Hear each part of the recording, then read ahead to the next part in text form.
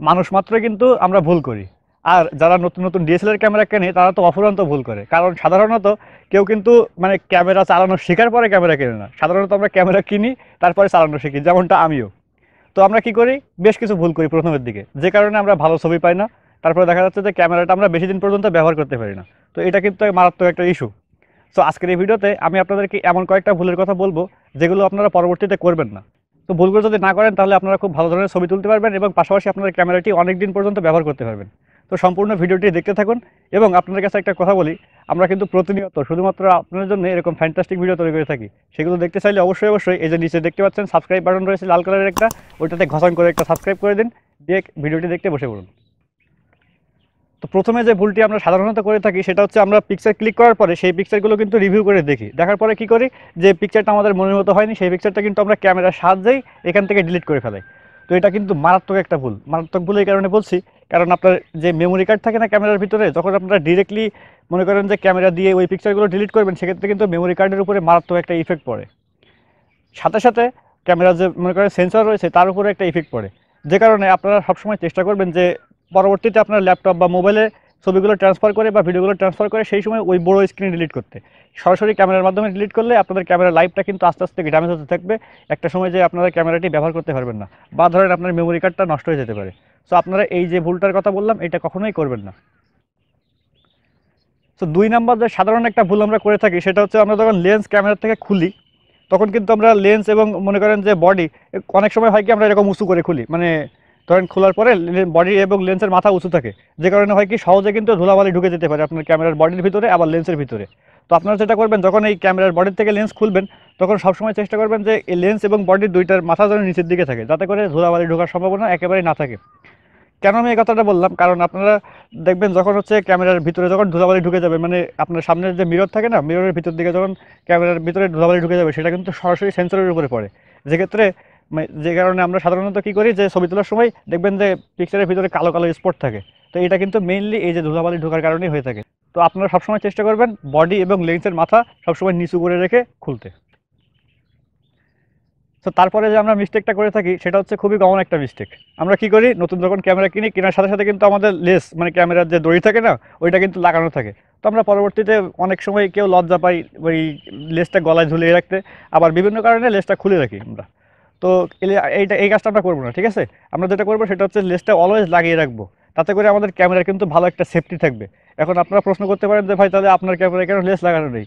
তো আমরা সাধারণত ভিডিওগ্রাফি করে থাকি, তো ডিএসএলআর ক্যামেরা আমাদের ট্রাইপডের উপরে বসানো থাকে, সেই জন্য লেস লাগাই না। বাট আমরা যখন ফটোগ্রাফি শ্যুট করতে যাই সেই সময় কিন্তু অলওয়েজ আমাদের ক্যামেরার সাথে লেস লাগানো থাকে। লেস লাগানো থাকলে হবে কি, কথা কথা আপনার ক্যামেরাটি যদি হাত থেকে পড়ে যায় সেক্ষেত্রে কিন্তু আপনার বিরাট একটা সিকিউরিটি থাকবে। কারণ একটা জিনিস চিন্তা করেন, আপনার মোবাইল ফোন যদি হাতের থেকে পড়ে যায় সেক্ষেত্রে কিন্তু টুকটাক ড্যামেজ হয়, বাদ বাকি সব কিছু ঠিকঠাক থাকে, ওইটা আসলে মেজর কোনো ব্যাপার না। বাট আপনার এই ডিএসএলআর ক্যামেরাটা যখন হাতের থেকে পড়ে যাবে তখন বুঝতেই পারছেন এত ওজন হওয়ার কারণে, আর এর ভিতরে তো অনেক প্রকার গ্লাস এলিমেন্ট থাকে, সে কারণে আপনাদের ক্যামেরাটা কিন্তু মানে হিউজ আকারে একটা ড্যামেজ হবে। তো আপনারা সবসময় চেষ্টা করবেন যে লেস ইউজ করে ফটোগ্রাফি এবং ভিডিওগ্রাফি দুইটাই শ্যুট করার জন্য। এতে করে আপনাদের ক্যামেরার লাইফটা আশা করি অনেক দিন পর্যন্ত বেশি পাবেন আপনারা।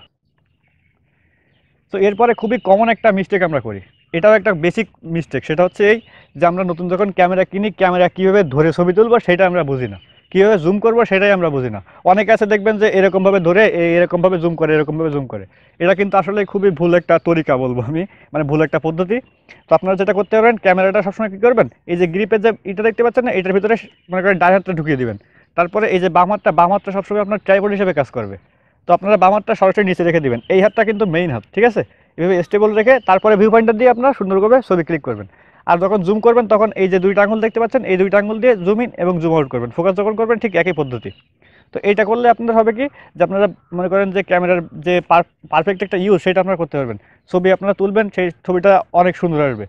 মনে করেন যে শেক করলে শেকটা আসলে ওইভাবে মনে করেন যে অ্যাভয়েড হয়ে যাবে, কারণ আপনার হাতটা কিন্তু সুন্দরভাবে থাকছে, সে কারণে মনে করেন যে ছবি যখন তুলবেন আপনি সামান্য একটু হালকা হাত যদি শেক করে সেক্ষেত্রে খুব একটা বেশি ইফেক্ট পড়বে না আপনার ছবিতে। তো আপনারা সবসময় চেষ্টা করবেন যে সঠিক পদ্ধতিতে ছবি তোলার জন্য। সো তারপরে আপনাদের একটা সাজেশন দিব আমি, এটা আসলে মিস্টেক বলবো না, ঠিক আপনাদের একটা পরামর্শ দিচ্ছি। সেটা হচ্ছে এই আপনারা সবসময় চেষ্টা করবেন লেন্সের একটা হুড ব্যবহার করার জন্য, মানে লেন্সের প্রোটেক্টর না, কিন্তু আমি বলছি হুডের কথা। প্রোটেক্টর আপনারা চাইলে ইউজ করতে পারেন, বাট প্রোটেক্টর ইউজ করলে হয় কি আপনাদের ছবির কোয়ালিটিটা একটু ড্যামেজ হয়ে যায় হালকা, কারণ অলরেডি আপনার লেন্সের ভিতরে অনেক প্রকার গ্লাস থাকে। তার কারণে আপনার ছবির শার্পনেস কিন্তু কম পাচ্ছেন। তার উপরে যদি আরও একটা গ্লাস লাগান সেক্ষেত্রে শার্পনেস আরও একটু কমে যায়। তো আপনারা যেটা করতে পারেন, লেন্সে একটা হুড লাগাতে পারেন। লেন্সের হুড লাগালে দুইটা সুবিধা হবে আপনাদের। প্রথমত, আপনার ক্যামেরাটা যদি পড়ে যায় বা লেন্সটা যদি পড়ে যায় সেক্ষেত্রে তো বুঝতেই পারছেন, যেহেতু লেন্সের হুড লাগানো আছে সেক্ষেত্রে আপনাদের লেন্স এবং ক্যামেরা দুইটাই কিন্তু মোটামুটি একটা সিকিউর সাইডে থাকবে। পাশাপাশি ধরেন আমরা যখন ডে লাইটে শ্যুট করি তখন কিন্তু এই সানলাইট এটা হার্শভাবে পড়ে আপনার লেন্সের সামনে, যে কারণে আপনাদের ছবিতে দেখবেন যে কেমন গোল গোল গোল গোল বল মতো দেখা যায়, মানে যেটা হচ্ছে সূর্যের রশ্মি।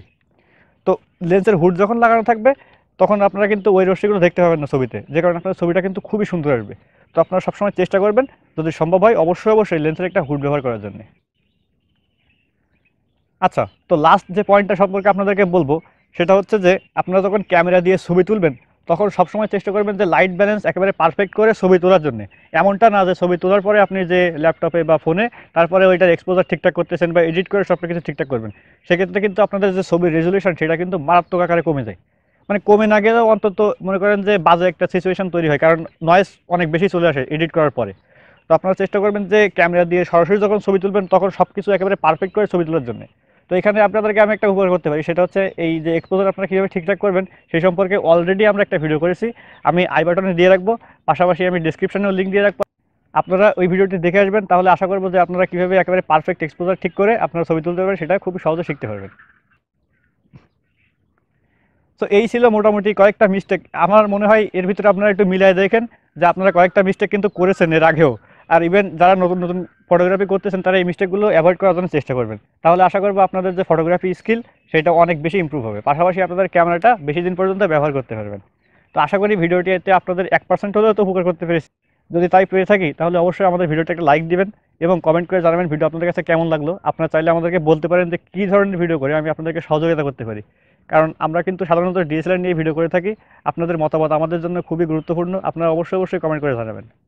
তো সবাই ভালো থাকেন, সুস্থ থাকেন, বাই বাই।